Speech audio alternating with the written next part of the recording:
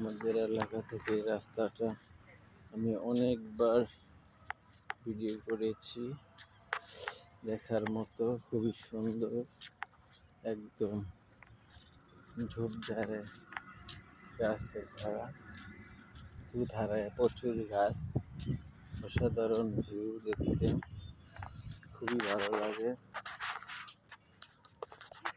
যেটা আমি এখনো দেখতেছি।